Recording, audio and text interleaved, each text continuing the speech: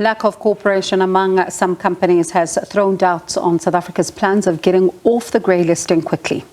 In an interview with the SABC, the FIC says the legal and real estate industries are among the most problematic sectors that are not fully cooperating with its process to identify high-risk entities as required by the Financial Action Task Force. South Africa is hoping to get off the grey listing by next year. The FIC says it's got until May this year to complete that process. SABC's economics editor Tshepo Mongoai spoke to the FIC's executive manager for compliance, Malan. I'm here at the Financial Intelligence Center, where we are speaking to Malan to tell us about some of the work that the Financial Intelligence Center has been doing, of course, to ensure that South Africa is removed from the grey listing. Christopher, thank you very much for your time. We have heard that 2025 government is quite confident that we will be off the grey listing. Is that work progressing well to ensure that we're off the grey listing? Thank you for the opportunity. Yes, indeed, but it's not going to be an easy walk. 2025 is January 2025 is our outer limit date. By then, all our issues must have been resolved in the sense that we have explained and demonstrated to the FATF review group that we have indeed made sufficient progress, sustainable progress on each and every one of the 22 odd items, action items, so that we could then qualify to be removed from the grey list. The focus of our discussion, I think, where we need really a country approach in business and industries that we are directly responsible to help us, is in the area of two of the action items, and thank you for the opportunity to raise it.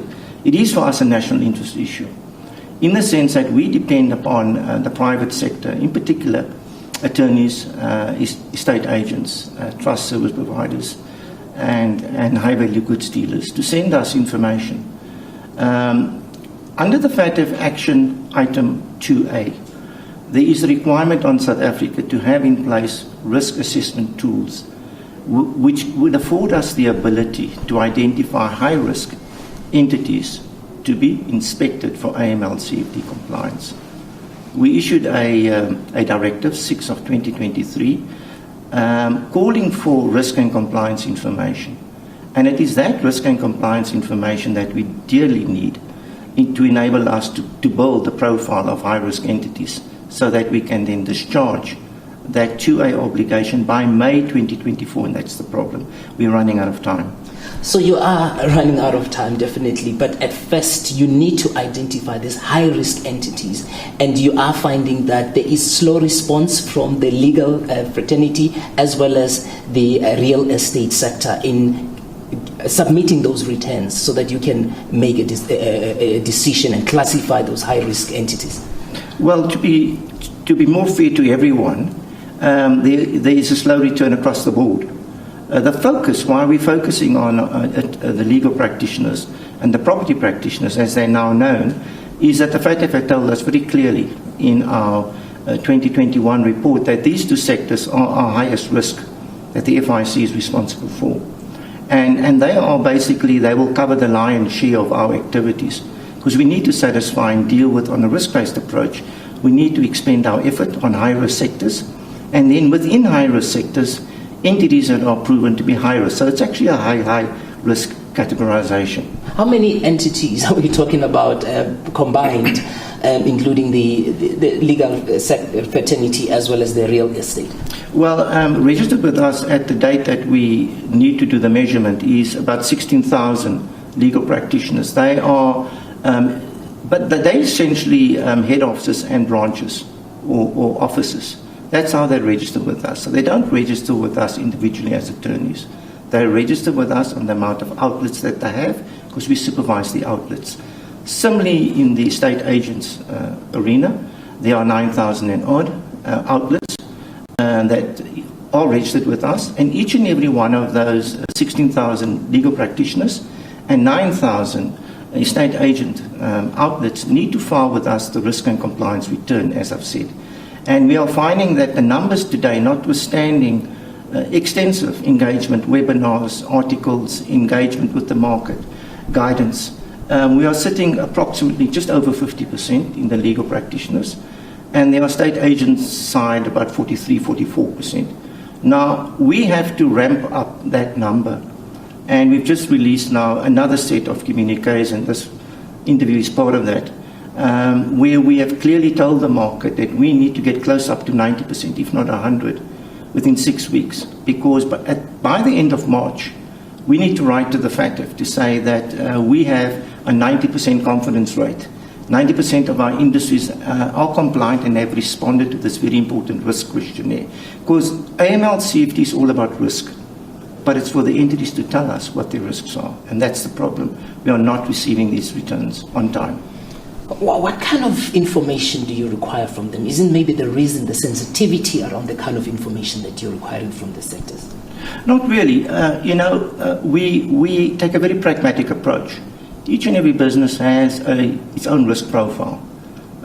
Its customers, how it's selling, where it is selling, and the like. Over and above that, there is the FATF layer and the FIC Act requirements that every accountable institution must have in place a risk and compliance program. So you'll see already there, they should have this program in place. Prior to that, they should have conducted a business risk assessment. So all those risk issues are actually the input data that they need to refresh, review, and then complete the questionnaire. So it's not as if we're asking something that's new. This is what they should be having in place for quite some time. What will happen if these, I would call them problematic sectors, do not come forward, do not comply and submit those returns? What legal muscles do you have to ensure that you compel them to return those? Let's deal with it more from the international perspective first. I think that's the more important. The FATF itself has asked us to clearly demonstrate that we are able to assess the higher risk entities. And as I've said, the focus is on our key high risk sectors, the legal practitioner, the property practitioner. With the low number of submissions, our risk engine and our tool is giving us output that we are acting on and we're inspecting. But the confidence level is not that where it should be. The message it sends is perhaps the wrong message that we as a country would want to send.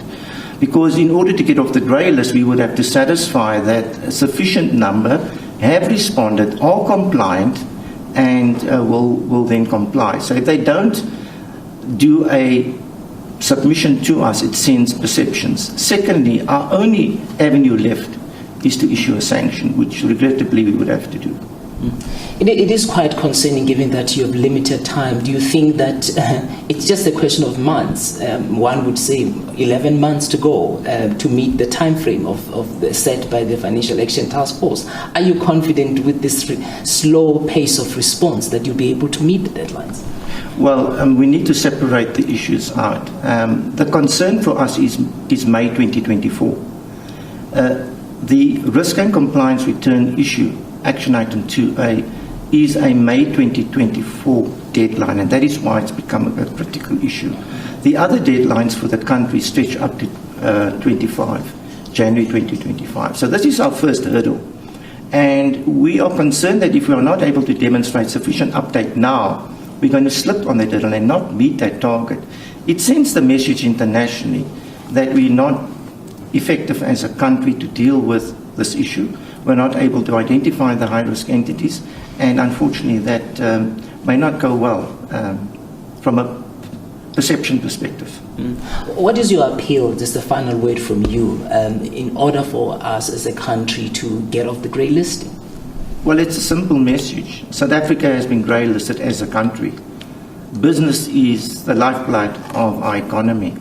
And these two sectors, and there are others, so but we're emphasizing the higher risk sectors as we have to under the FATF methodology.